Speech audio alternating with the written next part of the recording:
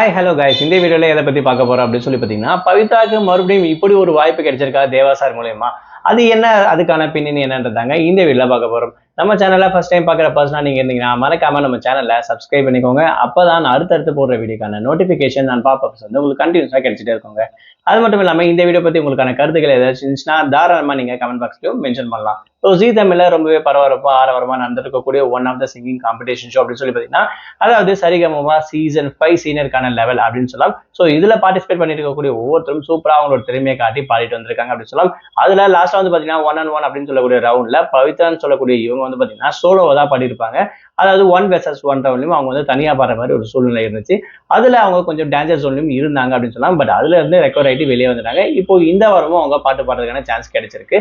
அது மட்டும் இல்லாம இந்த வாரம் தேவா சார் வந்திருக்காரு. அதாவது தேவா 35 ஸ்பெஷல் ரவுண்ட் அப்படின்னு சொல்லக்கூடிய புதுசா வந்து பாத்தீங்கன்னா ஒரு ப்ரோக்ராம் வந்து கண்டக்ட் பண்றாங்க. அவரை பெருமைப்படுத்த வகையில் அப்படின்னு சொல்லலாம். ஸோ இதுல ஒவ்வொரு பார்ட்டிசிபேட்டரும் தேவா சார் என்னென்ன மியூசிக் போட்டிருக்காரோ அவர் ரிலேட்டடா இருக்கக்கூடிய பாட்டு வந்து பாத்தீங்கன்னா பாடிக்கிட்டு வந்துட்டு இருக்காங்க.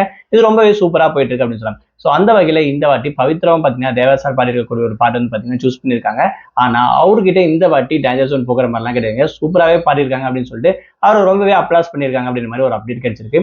அது மட்டும் இல்லாம நீங்க பாடி இருக்கக்கூடிய இந்த பாட்டை கேட்கும் போது நான் இந்த பாட்டை கிரியேட் பண்ணும்போது என்னென்னலாம் நடந்துச்சோ அந்த மொமெண்ட் எல்லாமே எனக்கு வந்து ஞாபகம் வந்துச்சு. அது மட்டும் இல்லாம ஒரு ப்ரொஃபஷனல் சிங்கர் பண்ண எப்படி இருக்கும், ரெக்கார்டிங் தேர்ல பாடுற மாதிரி அதே மாதிரி வாய்ஸ் வந்து நீங்க பாடிருக்கீங்க அப்படின்னு சொல்லி அவங்க கிட்ட ரொம்பவே அப்ளைஸ் வந்து வாங்கிட்டாங்க பவித்ரா அப்படின்னு கூட சொல்லலாம்.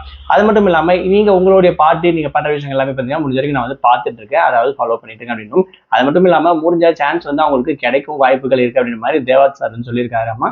அது மட்டும் இல்லாம அவரோட மியூசிக், அதாவது அவரோட கம்போஸ்ல வந்து பாத்தீங்கன்னா வாய்ப்புகள் வந்து நான் கொடுக்க போறதா இருக்கேன் அப்படின்ற மாதிரி ஒரு அப்டேட் கிடைச்சிருக்கு அப்படின்னு வந்து பாத்தீங்கன்னா ரீசெண்டா ஒரு விஷயம் வந்து வைரலா போயிட்டு இருக்கு அப்படின்னு சொல்லலாம். ஸோ இந்த விஷயத்தால ரொம்பவே கண்கலங்கி ரொம்பவே சந்தோஷமா இருக்காங்க அப்படின்ற மாதிரி ஒரு அப்டேட் கிடைச்சிருக்கு பவித்ரா அவர்கள். அது மட்டும் இல்லாம வரப்போற நாட்கள் போற நாட்கள் வந்து பாத்தீங்கன்னா ரொம்பவே காம்படிஷன் ஹெவியா இருக்கும். உள்ள இருக்கக்கூடிய பார்ட்டிசிபேட்டோட பர்ஃபார்மன்ஸ் அந்த அளவுக்கு போயிட்டு இருக்கிறதால இன்னும் கொஞ்சம் பூஸ்டப் பண்ணிக்கணும் பவித்ரா அப்படின்ற விஷயம் இது வந்து தெரியுது அப்படின்னு சொல்லலாம். ஸோ தேவா சார் கொடுத்துருக்கக்கூடிய இந்த ஒரு மோட்டிவேஷன் அவங்களுக்கு இன்னமும் அதிக ஒரு ஸ்டெப் வந்து பாத்தீங்கன்னா இன்க்ரீஸ் பண்ற மாதிரி இருக்கும் அப்படின்னு சொல்லி வரக்கூடிய நாட்கள் வந்து கண்டிப்பா நம்ம எதிர்பார்க்கலாம் அப்படின்ற விஷயம் இதுல இருந்து கிளியரா தெரியுங்க.